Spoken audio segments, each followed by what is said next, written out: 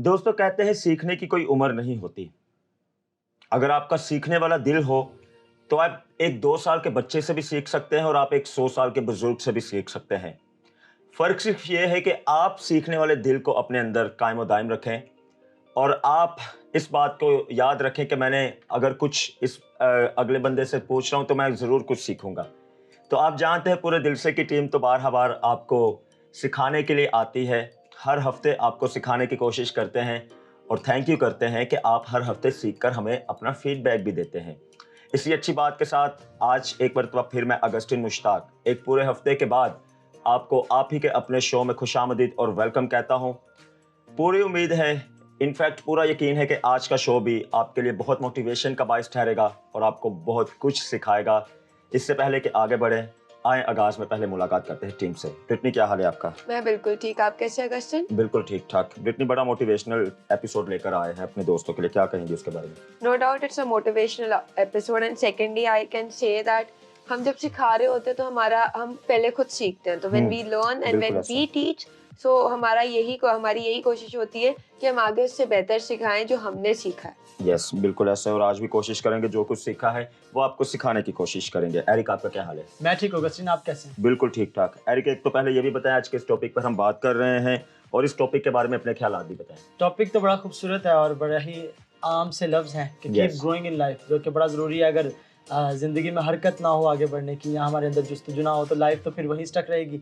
तो मेरे ख्यालात यही हैं कि हमें आगे बढ़ते रहना चाहिए। यस, और हमें दूसरों को बढ़ाने की कुव्वत भी देनी चाहिए, दूसरों की मोटिवेशन का बायस भी बनना चाहिए, क्योंकि हमारा ये हक है। अगर आप आगे बढ़ चुके हैं तो यकीन करें आपकी बड़ी जिम्मेदारी है कि आप दूसरों को भी बढ़ाएं। ये ना देखें कि बच्चे या यूथ बैठकर इस शो करें, क्योंकि आगे बढ़ने में ये तो उन ऐसे टॉपिक से कि बड़ा कोई सीनियर आकर बात करे जिनका एग्जैक्ट एक्सपीरियंस तो शायद लोगों को लगेगा कि हाँ ये बात कर रहे हैं, लेकिन आपको दिल से कह रहे हैं। आप जिंदगी के किस भी एरिया में गुजर रहे हैं, आपको ये बातें सीखना बेहद ज़रूरी है। जिस भी आज आप स्टेज पर पहुंच गए हैं और आगे जितनी भी मंजिलें आपके जहन में हैं, आप एक तो अपना एक्सपीरियंस भी दूसरों को बताएं, और अगरचे किसी को आप देख रहे हैं कि कोई उस तरह से नहीं बढ़ पा रहा है या जिंदगी उन्हें बड़ा एक बोझ लग रही है या जिंदगी की जिम्मेदारियां उन्हें बड़ा बोझ लग रही हैं, तो आज हम कोशिश करेंगे जो कुछ हमने अपनी जिंदगी में सीखा है, जहां तक अब हम यहां तक पहुंचे हैं, तो ये भी खुदा के फजलो करम से और चंद एक ऐसे पॉइंट्स थे जो हमने अपनी जिंदगी में जिनको फॉलो किया और आज हम इस लायक हुए कि आपको बैठ के सिखा रहे हैं और आपसे सीखते भी हैं। सिर्फ सिखाते नहीं बल्कि सीखते भी हैं,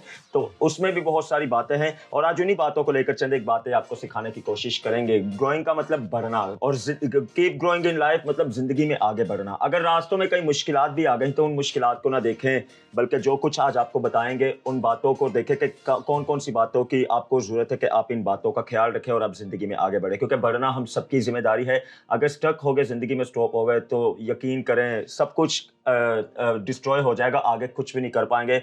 और जिंदगी में तो अभी बहुत कुछ आपने करना है, हमने भी करना है, आपने भी करना है, हमने दूसरों को भी इसकी तालीम देनी है। ब्रिटनी, आते हैं चंद एक पॉइंट हमने डिस्कस करने हैं। क्या समझते हैं किस तरह हम आगे बढ़ सकते हैं, कौन कौन से पॉइंट्स हैं जिनको हम देख कर आगे बढ़ सकते हैं? I can say I have a number of 2 points like education and responsibility. Education in a sense I can say आपको एजुकेशन होगी तो आपको पता होगा कि आपने कौन सा स्टेप आगे लेना है, कैसे लेना है, किधर पैर रखना है, कहाँ नहीं रखना। तो आई कैन से जितना हमारा फोकस स्टडी पे हो। Secondly I would tell parents that आपका बच्चा जिस चीज में शौक रखता है उस चीज में सबसे पहले उसको ना आगे प्रेफर करें, पुश करें। क्यों? क्योंकि क्या आपको नहीं मालूम कि अभी लाइक वी कैन से हम चाहते हैं कि हमारे बच्चे डॉक्टर, इंजीनियर्स या बिजनेसमैन ही बने। क्या पता कि आपके बच्चे में उससे भी बढ़ के कोई टैलेंट हो and they can work in that group ज्यादा betterly. Responsibility, education, these are the both points and I can say अगर ये हमारे पास है, अगर हमें इनकी सेंस है तो we can do much better and आगे बढ़ सकते हैं, बिल्कुल मजीद अच्छी तरह जिंदगी को गुजार सकते हैं। स्टडी की तो बार हम अपने शो में एरिक बताते आए हैं कि स्टडी से सारी चीज़ें हैं। आप ये ना देखें कि पल भर में मुझे सब कुछ मिलेगा, हर चीज़ का एक प्रोसेस है और स्टडी उस प्रोसेस में से बड़े इब्तदाई स्टेप्स हैं, तो हमारी बड़ी जिम्मेदारी है। और आपको एक बात बताएं, यूरोप में जो बच्चों की कामयाबी की वजह क्या है? यूरोप में आज स्टडी करें, आप गूगल देखें, आप यूट्यूब देखें, यूरोप में 18 साल तक माँ बाप उनके बच्चों को सपोर्ट करते हैं। उसके बाद उन्हें वो बिल्कुल आज़ाद उनको बनाते हैं कि आप खुद अगर आपने स्टडी भी करनी है तो आप आज़ाद उसमें होकर करें, आप अपनी जिम्मेदारियों को उठाएं। आप समझे बात को कि आपने आगे लेकर बिजनेस को आगे लेकर बढ़ना है या अपने कदमों पर खड़े होना है। लेकिन अनफॉर्चुनेटली हमारे माशरे में ये बात ज़रा कम पाई जाती है। हमारे माशरे में अगर आप स्टडी कर रहे हैं तो आपके पापा कहेंगे नहीं आप सिर्फ स्टडी करो, और आप 25-26 साल तक जब स्टडी करोगे उसके बाद जब आपके ऊपर रिस्पॉन्सिबिलिटी आएंगी तो उस वक्त जरा मामला बड़े डिस्टर्ब हो जाएंगे, क्योंकि रिस्पॉन्सिबिलिटी समझते समझते मुझे 2-3 साल लग जाएंगे। क्या कहेंगे? अगस्टिन, ये बिल्कुल आपने सच कहा, और ये हम वेस्ट में देखें तो ये बड़ा अच्छा एक रूल है, मैं समझता हूँ कि जब बच्चा 18 साल का हो जाता है ना, उसके बाद से उसे मतलब अच्छी तरह से समझाते जाते हैं उससे पहले, क्योंकि वो अपने कल्चर में और घर में देख रहा होता है, सारी बातें तो उसके लिए नई नहीं होती, तो उसे पता होता है कि मैंने जब 18 साल का होना है तो मैं इंडिपेंडेंट हो जाऊंगा, मैं नेशनैलिटी जब मेरे पास NSCs होंगे, मेरे अपने कार्ड्स होंगे, तो मैंने कमाना भी खुद है, स्टडी के लिए पे भी खुद करना है, और मैंने अपनी सारी चीज़ों का, इवन मैंने अपना अगर ट्रैवल भी करना है तो पे खुद करना है। और वो इस सोच को लेके इतने इंडिपेंडेंट होता है कि वो दुनिया भी घूम लेते हैं, वो अपनी स्टडी भी कर लेते हैं। और हमारे यहाँ क्या देखा जाता है कि 80-80 साल तक भी बच्चा हो जाए ना, मतलब एक शख्स, तो वो अपने बाप की कमाई पे भी कई बार पलता होता है। मैंने अपनी लाइफ में तजुर्बा किया कि फैमिली सपोर्ट बड़ी ज़रूरी है। हम ना सिर्फ अपना सोचे बल्कि फैमिली सपोर्ट, जिस फैमिली ने आपको बड़ा किया और बढ़ाया, उस फैमिली को बाद में सपोर्ट करने का काम हमारा होता है। उस माँ बाप को जो हमें अच्छा बनाते बनाते बुजुर्ग हो चुके होते हैं, उनकी बुजुर्गी में उनकी लाइफ को जो जवानी का जो एहसास है वो दिलाना, यानी उनको फ्री महसूस कराना कि वो हर चीज़ को एंजॉय कर पाए, वो फिर हमारी जिम्मेदारी होती है। और हमारे घर में एक जुमला मामा मेरी कहती हैं कि बच्चे पढ़े लिखे थे, माँ प्यो भी पढ़े लिखे। मतलब अगर पेरेंट्स नहीं पढ़े लिखे और उन्होंने मेहनत करके बच्चों को पढ़ा दिया है तो इसका मतलब माँ बाप भी पढ़े लिखे हैं। वो इतने बाशऊर हैं कि उन्होंने अपनी औलाद को वो चीज़ें फेस नहीं करने दी जो उन्होंने खुद फेस की हैं। तो स्टडी बड़ी ज़रूरी है। हाँ, स्टडी महंगी है, मुश्किल होता है, कई बार कुछ लोग नहीं अफोर्ड कर पाते, लेकिन उसकी जगह हम लोग स्किल्स हासिल कर सकते हैं। काफ़ी ऐसे प्रोफेशंस हैं जिनको हासिल कर सकते हैं और हम आगे बढ़ सकते हैं और ज़िंदगी को एक बामकसद बना सकते हैं। बिल्कुल, खुदा तो आपकी मदद करता ही करता है। ज़मीन पर भी ऐसे बहुत सारे, मैं समझता हूँ आपकी फैमिली है, आपके दोस्त हैं और ऐसे बहुत सारे टीचर्स हैं, आपके रिस्पेक्टिव लीडर्स हैं जिनके अंडर में आप रहते हैं, उनकी रहनुमाई में आगे बढ़ना बेहद ज़रूरत है। एरिक, क्या समझते हैं और कौन से पॉइंट है जिनको लेकर हम आगे बढ़ सकते हैं? अगस्टिन, लाइफ में बढ़ने के लिए पहली बात है, लाइफ कोई छोटी चीज़ नहीं है। हम हमेशा बताते हैं खुदा उनकी तरफ से एक बड़ी एक खूबसूरत ज़िंदगी है और ये गिफ्ट के तौर पे हमें लेनी चाहिए और इसको हमें खोना नहीं चाहिए और इसकी हमें रिस्पेक्ट भी करनी चाहिए, अपनी ज़िंदगी की अपनी अहमियत को भी जानना चाहिए। तो लाइफ में आगे बढ़ने के लिए हमें विजडम की बड़ी ज़रूरत है, हमें हिकमत की बड़ी ज़रूरत है और वो हिकमत खुदा के खौफ से आती है। कलाम बताता है कि खुदा का खौफ हिकमत का शुरू है, वो हिकमत का आगाज़ है।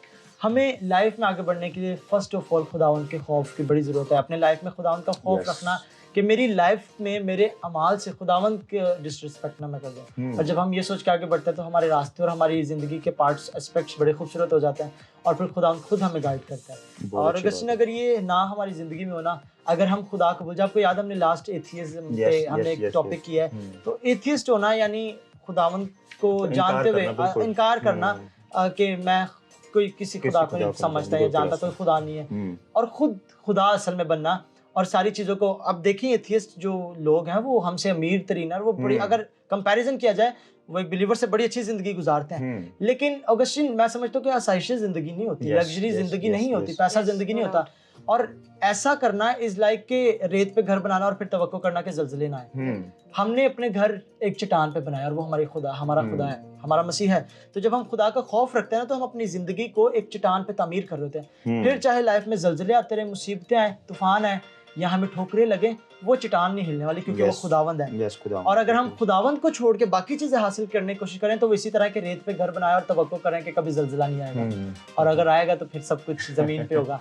तो खुदावंद का खौफ रखना, चट्टान पे घर बनाना है। खुदावंद को जिंदगी में प्रायोरिटी देना, चट्टान पे घर बनाना है। चट्टान पे घर बनाना है और खुदावंद का खौफ रखना जिंदगी को मजबूत रखना है। अगरचे आप जिंदगी में आगे बढ़ना चाहते हैं तो एक तो स्टडी का पॉइंट हमने रखा आपकी खिदमत में, रिस्पॉन्सिबिलिटी का, खुदावंद के खौफ का, और मैं समझता हूँ एक ये भी पॉइंट बनता है कि हमें बड़ों की इज्जत करनी चाहिए। अगर आपको ज़िंदगी में आगे बढ़ना है, अगर आपको तरक्की करनी है, अगर आपको सक्सेस की तरफ जाना है, तो यकीन करें ज़िंदगी में ऐसे बहुत से मुकाम आएंगे जहाँ पर आपको छोटों बड़ों की इज्जत का लिहाज रखना पड़ेगा, छोटों बड़ों की इज्जत को समझना पड़ेगा, एक दूसरे को लेकर आगे बढ़ना पड़ेगा। और ये सब कुछ बिल्कुल, अगर खुदा का खौफ है आपकी ज़िंदगी में, तो इन सारी बातों पर अमल करने के लिए आपके पास फिर एक खुदाई कुव्वत होगी या खुदा की तरफ से हिकमत होगी, जो कि ज़मीन पर तो हमें कहीं भी वो मिल नहीं सकती। सकती। तो ये इब्तिदाई पॉइंट्स थे, और भी चंद एक पॉइंट हैं कि जो हम इस एपिसोड में आपको बताएंगे।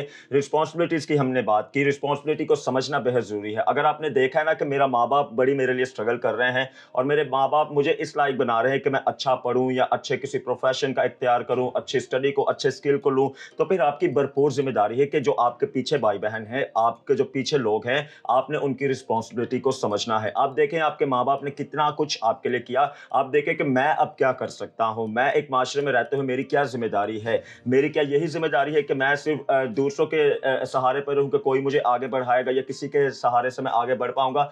आपने खुद भी आगे बढ़ना है, और खुद बढ़ने के लिए ये चंद एक पॉइंट्स है जो आज के एपिसोड में हम शेयर कर रहे हैं। अभी आपको एक सेगमेंट की तरफ लेकर जाते हैं। ये भी पाकिस्तान टूर पर हमने सेगमेंट किया और बड़े ही अच्छे लीडर के साथ हमने सेगमेंट किया। बड़े अच्छे आर्टिस्ट भी हैं और उन्होंने भी ज़िंदगी का एक बड़ा अच्छा स्ट्रगलिंग पीरियड गुजारा, ज़िंदगी में बहुत सारी चीज़ों को फेस किया और रुके नहीं, ज़िंदगी में ग्रो होते रहे, बढ़ते रहे। भले आहिस्ता स्पीड हो लेकिन वो आहिस्ता आहिस्ता बढ़ते रहे। और आज खुदा के फजलो करम से वो एक साउंड इंजीनियर भी हैं, वॉइस आर्टिस्ट भी हैं, न्यूज़ एंकर भी हैं और मुख्तलिफ शोबों में मीडिया की फील्ड में काम कर रहे हैं। और आज बहुत सारे लोगों के इंस्पिरेशन भी है, मोटिवेशनल भी हैं और बरकत का बाइस भी हैं। ये सेगमेंट हमने किया है लाहौर के एक ऑडियो स्टूडियो का नाम है शुमैर जे गिल स्टूडियो, और बहुत सारी हमने अच्छी बातें की। बड़ा स्ट्रगलिंग पीरियड उनका गुजरा, चूँकि आज वो खुद हमारे साथ है।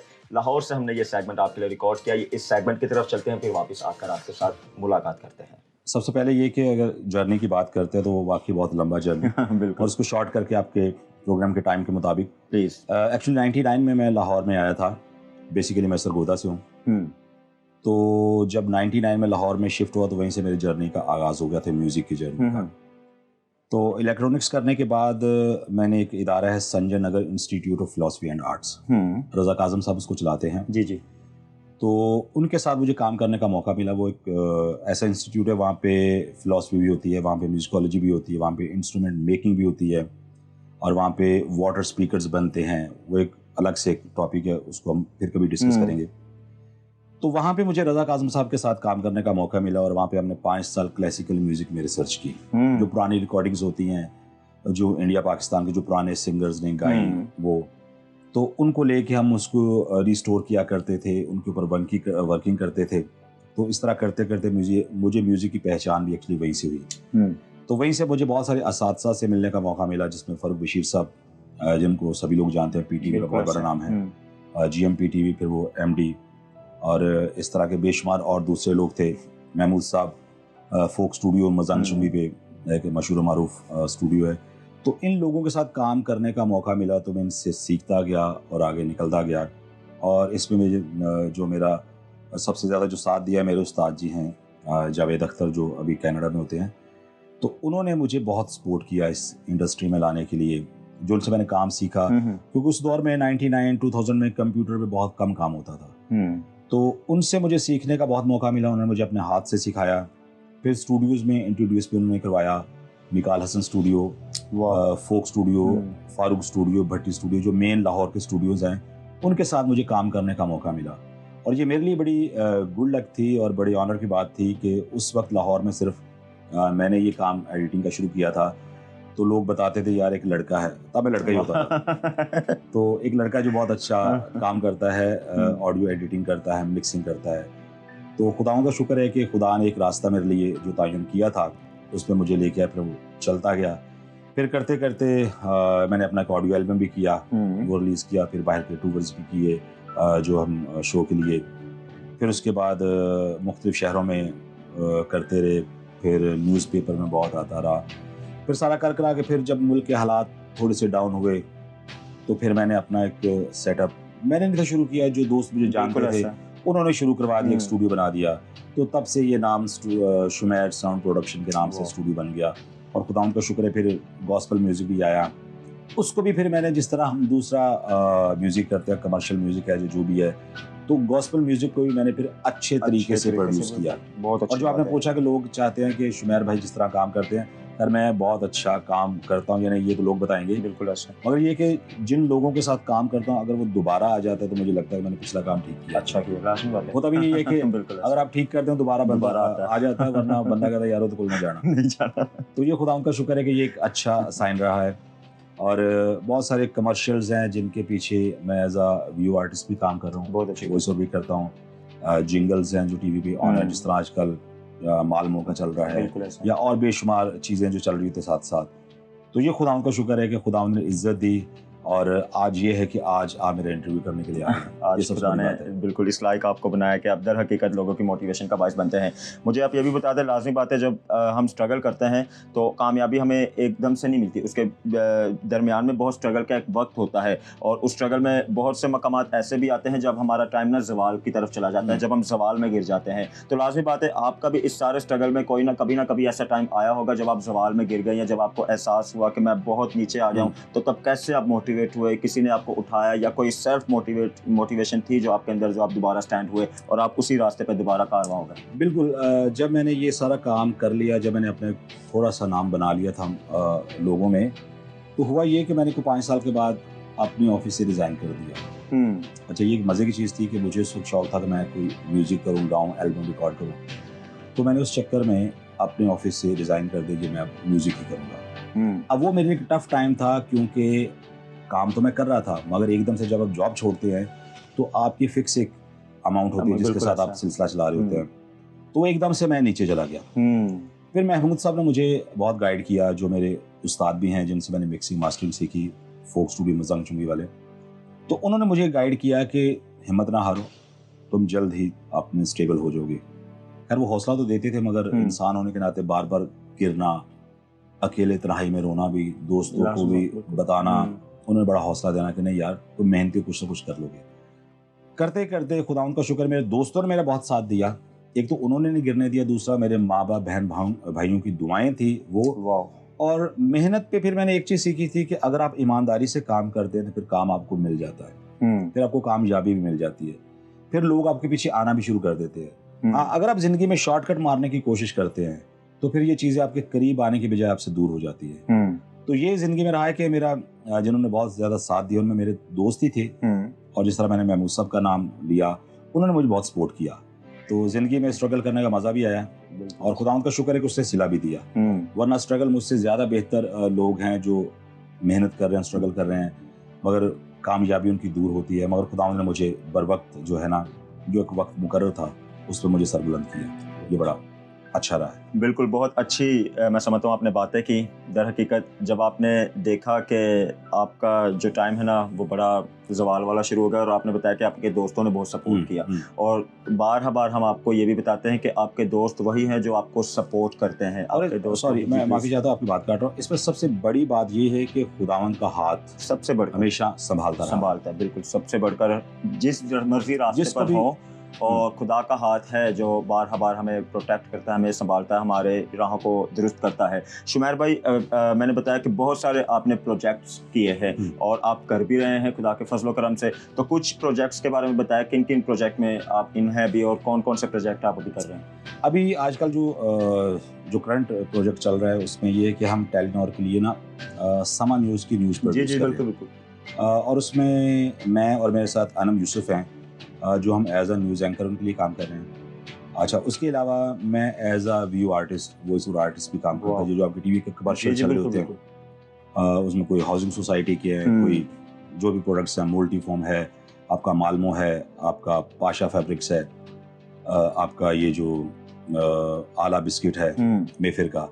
तो इनके पीछे खुदावंद का शुक्र है कि मेरी एक आवाज़ है जो वो यूज़ करते हैं, तो उनमें वॉइस ओवर मेरा होता है। तो इसके अलावा इसी तरह के प्रोजेक्ट्स, कोई डॉक्यूमेंट्रीज हैं, कुछ भी है, और बेशुमार टीवी चैनल के साथ काम कर चुका हूँ, जिनके साथ कोई ना कोई प्रोजेक्ट चल रहा होता है, जिस तरह पीटीवी के साथ, उसके अलावा जियो के साथ, ATV, A+, इस तरह की चीज़ें। तो बाकी ये कि जहाँ से कोई काम आ जाता है उसको कर लेते हैं। बहुत अच्छी बात है, मजदूरी समझ के करते हैं। करनी भी चाहिए, काम करते रहेंगे तो आगे बढ़ते रहेंगे। और दर हकीकत हमारी पहचान ही हमारा काम है। जब हमारा काम अच्छा होता है तो लोग उसी से पहचानते हैं। अगर आज आपको लोग जानते हैं तो उसके पीछे दर हकीकत आपका काम ही है कि लोग आपको जानते हैं। जाते जाते मुझे ये भी बता दें, सबको शौक होता है कि हम ऐसा काम करें, हम वैसा काम करें, और मैंने पहले बताया बहुत सारे लोगों की भी इंस्पायरेशन का बायस है। आप क्या समझते हैं हमें किस तरह का म्यूज़िक करना चाहिए? हमें किस तरह का म्यूज़िक करना चाहिए, बड़ा अच्छा सवाल है। असल में जिसने म्यूज़िक करना है, जिस तरह वो करना चाहता है उसको उस तरह का करना चाहिए। अच्छा, उसकी रीज़न मैं बताता हूँ। म्यूज़िक, पहली बात ये है कि म्यूज़िक जो भी करें अच्छा करें। अच्छे से मुराद ये है कि आप आपको पॉप करना चाह रहे हैं, आपको क्लासिकल करना चाह रहे हैं, आपको सॉफ्ट म्यूजिक करना चाह रहे हैं, आप जिस भी फील्ड में जो म्यूजिक करना चाह रहे हैं उसके ऊपर आपकी ग्रिप होनी चाहिए। सुनने वालों को अच्छी चीज मिलनी चाहिए, सुनने वालों को उसकी प्रोडक्शन वैल्यू अच्छी मिलनी चाहिए। जो एज ए रिकॉर्डिस्ट में बात कर रहा हूँ, अगर एज ए म्यूजिशियन बात कर रहा हूँ तो उसमें आपकी कंपोजिशन, आपकी ट्यून ऐसी हो जो लोगों को इंस्पायर करे और लोगों के लिए एक अच्छा सूदिंग माहौल हो जो सुनने को अच्छा मिले। बाकी जिसने जिस तरह का करना है उसको अब कहीं भी करना, फिर भी उसने वही है। तो ये कि जो भी करे उसको अच्छे तरीके से करे, पूरे दिल से करे, पॉजिटिव वेज में करे, बिल्कुल लोगों को सुनने को अच्छी चीज मिले। थैंक यू सो मच शुमैर भाई, पता ही नहीं चला कैसे थोड़ा सा टाइम गुजर गया, लेकिन जितनी बातें हमने की, दर हकीकत मेरा ईमान है हमारे दोस्तों के लिए बहुत मोटिवेशन का बायस बनेगी, क्योंकि आपको खुदा ने मोटिवेशन स्पीकर बनाया है और आप दर हकीकत आज हमारे दोस्तों की मोटिवेशन का बायस बनते हैं। हम पूरे दिल से आपका एक मरतबा फिर शुक्रिया अदा करते हैं, आपने अपना कीमती टाइम हमें दिया ताकि हम आपको कैप्चर करें और अपने दोस्तों से आपकी मुलाकात करवाएं। जी बहुत शुक्रिया अगस्टिन भाई, थैंक यू वेरी मच। आपकी टीम, पूरे दिल से की पूरी टीम के बहुत शुक्रगुजार है जिन्होंने इतना टाइम निकाला, यहाँ पे आए, हमारा इंटरव्यू किया और हमें आप लोगों के साथ मिलवाया। हम आपको बहुत शुक्रगुजार हैं। Thank you very much. Thank you so much.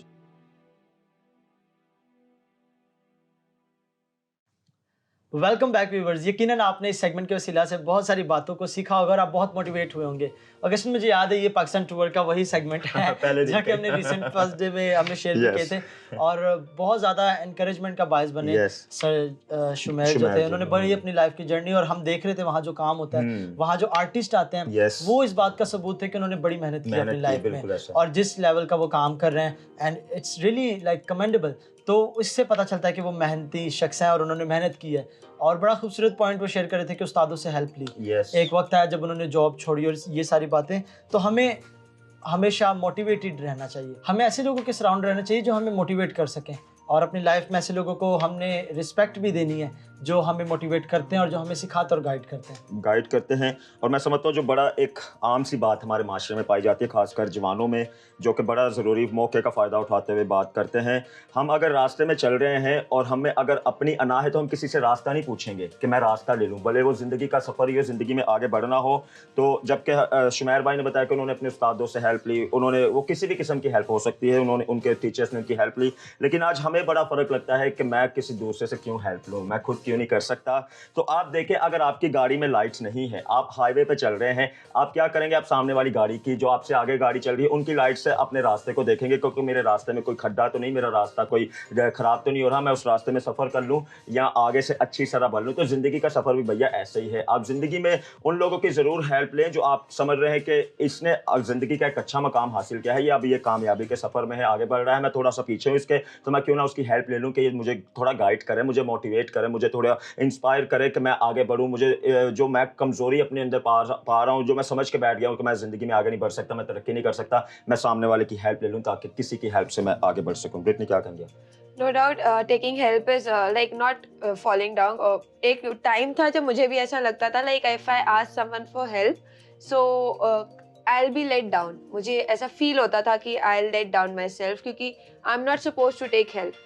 But once a teacher of mine, I was a religion teacher, he told me, बेटा जैसे कलाम पढ़ने के लिए हमें एक उस्ताद की ज़रूरत पड़ती है, वैसे ही ज़िंदगी के सफ़र को पूरा करने के लिए हमें हर उस बड़े की ज़रूरत पड़ती है जो हमें गाइड कर रहा है। चाहे वो कोई भी हो, चाहे वो एक छोटा बच्चा हो, चाहे वो आपके पेरेंट्स हो, चाहे वो आपका भाई हो, चाहे वो आपकी ग्रैंड मदर हो या ग्रैंडफादर हो। एक मेरी दादा हमेशा बात करती है कि तुम लोग अभी जवान हो ना, तुम्हारी उसी गली में से हम गुजर कर आए हैं। एंड वो एक टाइम पे बहुत बुरा टॉन्ट लगता था, बट अब जब समझ आती है ना तो हम कहते हैं no doubt she knows way better than us. Yes and taking advice और taking help from someone is not like bad. एक टाइम पे होता है ना, आई गिव एन एग्जांपल कि जब यीशु हमारे साथ रहता है 24 आवर्स, खुदा हमारे साथ होता है, बट एक पॉइंट आता है वो हमारे पेरेंट्स को हमारे पास भेजते हैं ताकि वो हमें गाइड करें। तो हमारे पेरेंट्स, चाहे वो ग्रैंड मदर, ग्रैंडफादर हो, कोई बहन भाई हो, कोई टीचर हो, असातिज़ा ही क्यों ना हो, कोई भी टीचर हो, वो आपकी हेल्प करने के लिए जब आ रहा है तो कभी भी उनकी हेल्प से ना नहीं कीजिएगा, बिकॉज शायद वो आपको जानते हो, आपकी सिचुएशन जानते हो, तो आपको गाइड कर रहे हैं, आगे बेहतरीन सफ़र की आपको तालीम दें या आपको बताएं कि इस तरफ अगर आप नहीं बढ़ पा रहे तो इस तरफ चले जाएं, यहाँ से आपको रास्ता मिलेगा। 2 पॉइंट और रखते हैं और अगर आप मैं समझता हूँ एरिक सेल्फ मोटिवेशन हमें है तो हम जिंदगी में बड़ी अच्छी तरह आगे बढ़ सकते हैं। आप भी जानते हैं हम गाहे बगाहे पूरे दिल से, मैं बार ऐसे बहुत सारे लीडर्स की हमने आपके साथ स्टोरी शेयर की, उनका स्ट्रगल शेयर किया, हमने लाइव उनके साथ मुलाकात आपकी करवाई, या जिनकी हम मिसालें देकर आज शो को लेकर आगे बढ़ रहे हैं। हम गाहे बगाहे बता रहे हैं कामयाबी अगले स्टेप पे तो पड़ी नहीं है, लाजमी बात है कामयाबी के लिए पूरी सीढ़ियाँ चढ़नी होती हैं, फिर कहीं जाके टॉप पर हम जाके पहुँचते हैं। अगर तो हम कहें ना कि कामयाबी मैं समझता हूँ बड़े शॉर्टकट में हमें मिल जाएगी, तो शॉर्टकट में हम बार ये भी आपको कहते हैं बड़े गलत फैसले भी हो जाते हैं और बड़े ऐसे काम भी हो जाते हैं कि हम दोबारा से पीछे चले जाते हैं, तो हमें दोबारा से स्ट्रगल करना पड़ता है। एरिक क्या समझते हैं आप, सेल्फ मोटिवेशन कितनी जरूरी है? बिल्कुल गस्टिन, निहायत ज़रूरी है कि हम सेल्फ मोटिवेटेड हों, हम खुद से एनालिसिस करें अपने लाइफ में, खुद को तोल कर देखें कि हम पहले क्या कर रहे थे और अब हम क्या उसी लेवल पे हैं या उससे आगे भी बढ़े हैं। हम अक्सर ये बात करते हैं कि अपने पिछले सालों पर नज़र कर लेनी चाहिए। और मैं समझता हूँ कि हम बढ़ते आगे तब है जब हम अपने बैक को देख लेते हैं कि यार मैंने पिछली लाइफ में ये गलतियाँ की थी और अब मैं दोबारा ना करूँ। आप सब बात कर रहे थे कि हमें गाइडेंस ले लेनी चाहिए, और एक ऐसे बंदे से जिसने तजर्बा किया, जैसे कि पिटनी ने कहा, क्योंकि उनको तजर्बा है। तो टीचर्स क्यों होते हैं हमारी लाइफ में? क्योंकि टीचर्स ने वो सारी बातें तजर्बा की होती हैं, पढ़ी होती हैं, उन्होंने देखे थे, वो इसलिए हमें टीच कर रहे थे ताकि हम उन गलतियों को दोबारा ना करें। और जो अपनी अना में रहता है वो क्या करता है कि वो जिसने थोड़ी जल्दी सीख जाना होता है वही टाइम इतना लंबा लगाता है, हालांकि हमारे पास उस्ताद मौजूद होते हैं जिन्होंने उन चीज़ों को, उन गलतियों को तजर्बा करके हमारे पास होते हैं कि वो हमें गाइड कर दें कि हम उस स्टेप को ले ही ना।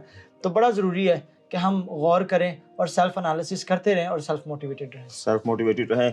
बिल्कुल आखिरी 2 मिनट के हमारे पास बचे हैं, एक निचोड़ इस एपिसोड का जो हम निकाल रहे हैं, जो मैं समझता हूँ जो बड़ा मजबूत एक पॉइंट है, अगर आपने कामयाब होना तो आपको खुदा पर भरोसा करना होगा, उसके बारे में जरूर कुछ बताएं। सबसे अहम बात है मैं समझता हूँ कि ये है खुदावंद, सबसे पहला नंबर खुदावंद ही का है। ये जितने पॉइंट्स हमने डिस्कस किए हैं इन सबका हेड भी खुदावंद ही होगा। अगर आपको किसी की गाइडेंस चाहिए तो हमारे मैनेजर बड़ी अच्छी बात कहते हैं, अगर आपको शायद याद हो कि वो कहते हैं कि हम दोस्त पहले बनाते हैं, फिर जब मसला होता है तो खुदा को याद करते हैं। क्यों ना दोस्त बनाने से पहले खुदा को याद किया जाए और सलाह की जाए कि खुदावंद मेरी लाइफ में मुझे इस शख्स की ज़रूरत है, या मुझे इस जगह पर इस शख्स की ज़रूरत है, तो मुझे तू गाइड कर और मेरे लिए खुद एक अच्छे शख्स को फराहम कर, एक अच्छी मदद को फराहम कर। तो ये ज़्यादा बेहतर होगा कहना, खुदावंद से बात करना, बजाय कि हम पहले अपनी आंखों से, दुनियावी आंखों से जिस्म की खूबसूरती को देखकर किसी को चुने और अपना दोस्त बनाएं और फिर बाद में मसले पैदा हों। क्योंकि खुदा दिलों के हाल जानता है और खुदावंद जो चूज़ करता है हमारे लिए वो सबसे बेस्ट होता है, चाहे वो तालीमी इदारों में हो, उस्तादों को लेकर, चाहे वो लाइफ के किसी भी पार्ट में हो। गस्टिन, तो निचोड़ इसका यही है कि खुदावंद पर ट्रस्ट करना है और पहला दर्जा खुदावंद को देना है। हर काम करने से पहले अगर खुदावंद को याद कर लिया जाए तो काम निखर जाएंगे, खूबसूरत हो जाएंगे।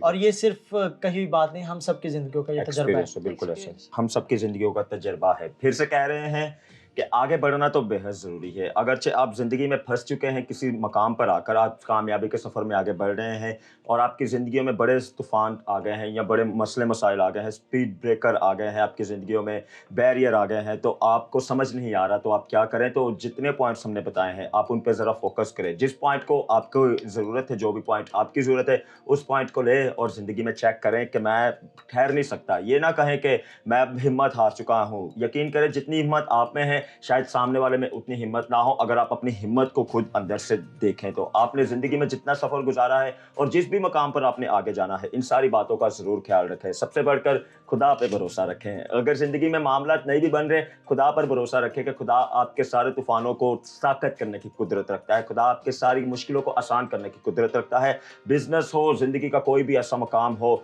आपको आगे अच्छी वो नहीं मिल रहा कि मैं कामयाबी की तरफ नहीं बढ़ रहा, तो खुदा पर तवक्कुल करें, खुदा पर भरोसा रखें। ऐसे पॉइंट्स जो हमने बताए उनका सहारा लें, उन बातों का ख्याल रखें कि आप किसी की हेल्प ले लें, आप किसी को बोलें कि मुझे मोटिवेट करें, आप किसी को बोलें कि मुझे गाइड करें। ऐसे दोस्तों की, ऐसे टीचर्स की, अपने माँ बाप की, अपने बहनों भाइयों की, लीडर्स की मैं समझता हूँ इज्जत करें और उनकी रहनुमाई में आगे बढ़ें। फिर देखें ज़िंदगी के जिस भी मामले में आप फंस चुके हैं, आप ज़रूर आगे बढ़ेंगे, आप तरक्की करेंगे, आप सरफराजी की तरफ जाएंगे और आप एक कामयाब भी होंगे और आप दूसरों को कामयाबी की तालीम भी देंगे। हम आपका दिल से शुक्रिया अदा करते हैं। अगले हफ्ते एक और अच्छे से एपिसोड के साथ आपके साथ मुलाकात करेंगे। तब तक अपना ख्याल रखें, अपनों का ख्याल रखें, एक दूसरे की इज्जत करें, एक दूसरे को अपनी दुआओं में याद रखें। हमें इस शो से दे इजाज़त जिसका नाम है पूरे दिल से।